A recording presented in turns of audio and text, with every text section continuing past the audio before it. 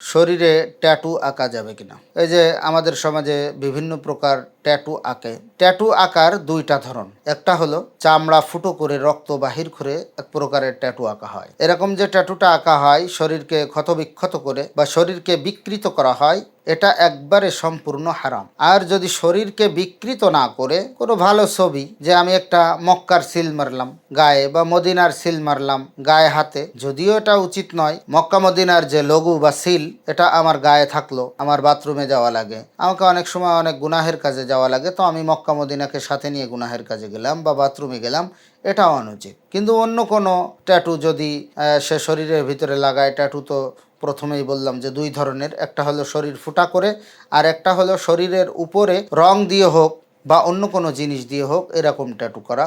এরকম ট্যাটু যদিও একেবারে সরাসরি সরসরি ফুকায়ে কেরাম হারাম বলে না, কিন্তু তারপরেও এখানে একটু ভালো সুদৃষ্টি রাখা বা সচেতন হওয়া যে আমার এই ট্যাটুর দ্বারা আমার শরীরের উপর কোনো আবরণ পড়ে যাচ্ছে কিনা।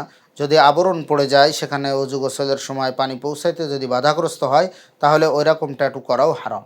এক ভাই প্রশ্ন করেছেন যে আমরা মাথার চুল কেমন রাখবো। তো মাথার চুল, পুরুষের মাথায়ও চুল আছে, মহিলাদের মাথায়ও চুল আছে। তো পুরুষের চুল হবে রাসূল করিম সাল্লাল্লাহু আলাইহি সাল্লামের থেকে চুলের স্টাইল আছে বাবরি রাখা সুন্নাত। এই বাবরির ভিতরে তিনটা কাটিং আছে। একটা হলো কানের লতি বরাবর সমান, কানের লতি সমান সমান ঘাড়ের মধ্যে চুল থাকবে কানের লতি বরাবর, এটা এক প্রকার। এবং আরেকটা হলো একেবার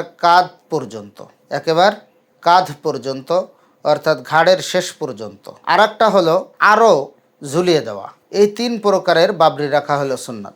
আমাদের এখানে একটা ভুল ধারণা আছে, আমরা অনেকেই মনে করি যে মাথা মুন্ডানো মনে হয় সুন্নাত। না, মাথা মুন্ডন করা এটা কখনো সুন্নাত নাই। রাসূল করিম সাল্লাল্লাহু আলাইহি ওয়াসাল্লামের থেকে এটা সুন্নাত হিসেবে সাবেত নয়।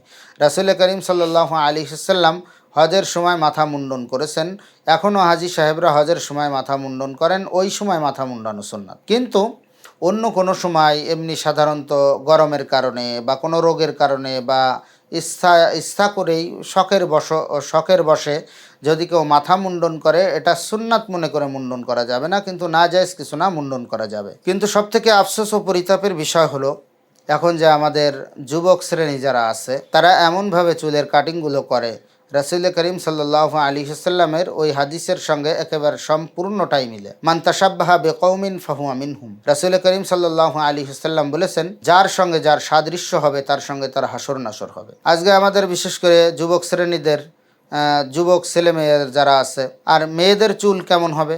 মেয়েদের চুল হবে লম্বা, যতদূর পর্যন্ত যায়। হ্যাঁ, যদি সৌন্দর্যের জন্য সে কিছুটা অল্প আগা সেটে যদি সৌন্দর্য করতে চায়, এতে কোনো দোষের নেই। কিন্তু একেবারে সৌন্দর্য আসলে এখন তো মানুষের ভিতরে কুধারণা হয়ে গেছে, ওই সেই গল্পের মতন। এক এলাকায় সবাই কাপড় খুলে বেড়ায়, ওখানে একজন ব্যক্তি কাপড় পরে বেড়ায়। তো যারা কাপড় খুলে উলাঙ্গ হয়ে বেড়ায়, এরা সবাই বলতেছে যে এই কাপড় পরনেওয়ালা যে একা, এ পাগল হয়ে গেছে, কারণ এ কাপড় পরে বেড়াচ্ছে, কত বড় পাগল। তো আমাদের মা বোনদের ভিতরে এখন এক ফ্যাশন এসে গেছে যে চুল আসলে এত খাটো করতে হবে। অনেক মা বোনদেরকে দেখা যায়, তারা মুসলিম ঘরেরই সন্তান, মুসলমানেরই মেয়ে, তাদের চুল দেখা যায় এত পরিমাণ কাটে, একবার পুরুষের মতন কাটে, খাটো খাটো করে বিভিন্ন স্টাইলে চুল কাটে। তারপরে চুলে কালার করা, এটা কালার করা তো একবারে সম্পূর্ণ, হ্যাঁ কালার যদি করে তাহলে মেহেন্দি দিয়ে কালার করতে পারে, তবে প্রচলিত যে হিট দিয়ে যে কালারটা করে, এই হিট দিয়ে কালার করা এটাও না জায়েজ। মেহেন্দি দিয়ে সে কালার করতে পারে, কিন্তু শুধু মেহেন্দি দিয়ে কালার করতে পারে, অন্য কিছুর সংমিশ্রণ করা যাবে না। আর যদি কোনো যুবক মানুষের, এর সঙ্গে আর একটা প্রশ্নের উত্তর দিয়ে দিই, যে চুলের ভিতরে কলপ করে মানুষ, এই চুলের ভিতরে যে কলপ করে এটাও হয়তো কালারের ভিতরে ধরবে। তো চুলের ভিতরে যদি জন যুবক মানুষ হয় বা যুবতী মেয়ে হয়, তার চুল যদি পেকে যায়, সে কালার করতে পারবে, তাতে কোনো অসুবিধে নেই।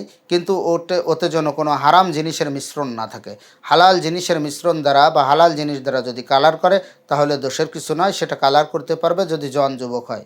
কিন্তু বুড়ো, একেবার শাইখুন কাবির, একেবার অক্ষম বুড়ো ব্যক্তি, ইনি যদি মনে করে যে আমার এখন একটু জন যুবক সাজবো, আমি একেবারে চুলে সুন্দর করে যুবক ছেলেদের মতন চুল সুন্দর কালো কুচকুচ করবে, ভালো করে চুলের কাটিং দিয়ে স্টাইল করে বেড়াবো, এরকম জায়গায় তার জন্য কালো কালার করা সম্পূর্ণ না যায়। সে যদি কালার করতে চায় তাহলে মেহেদি রঙের কালার করতে পারে। এরকমভাবে যে কথা থেকে আসছিলাম যে চুলের বিভিন্ন স্টাইলে যে কাটে, এটা সম্পূর্ণ আজকে দেখেন সাহাবা একরাম চুল কেমন কাটতেন। চুল যদি খাটো করতে মনে চায়, বাবরি কেউ যদি না রাখে, বাবরি তো সাধারণত আমরা রাখি না, কারণ বাবরি রাখলে আমাদের আবহাওয়ার সঙ্গে আমাদের শরীরের সঙ্গে ম্যাচ করে না, এর জন্য আমরা সাধারণত বাবরি রাখি না।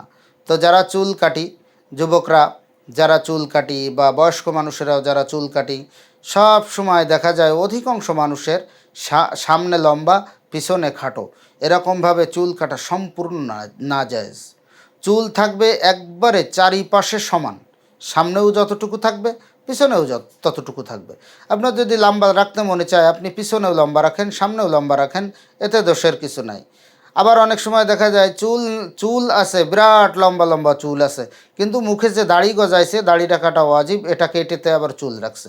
এটা কেটে যদি কেউ চুল রাখে তাহলে ওই চুল রাখাটা তখন আর বাবরি সুন্নাত হবে না, তখন বাবরি নাজায়েজ হবে। যারা দাড়িওয়ালা, এরা যদি দাড়ি না রেখে, ভালো করে খেয়াল করে শুনি, দাড়ি না রেখে যদি চুলটাকে শুধু বাবরি রাখে, তাহলে এই বাবরি রাখাটাও তখন সুন্নাত হিসাবে পরিগণিত হবে না।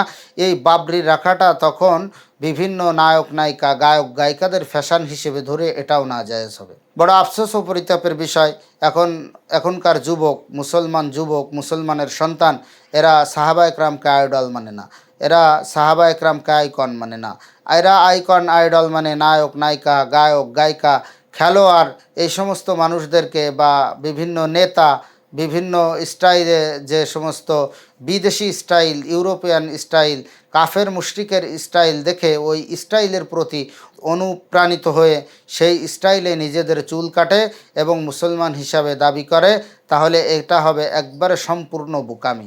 কারণ মান তাশাব্বাহা বিকওমিন ফাহুয়া মিনহুম, যার সঙ্গে যার সাদৃশ্য হবে তার সঙ্গে তার হাসর নাসর হবে।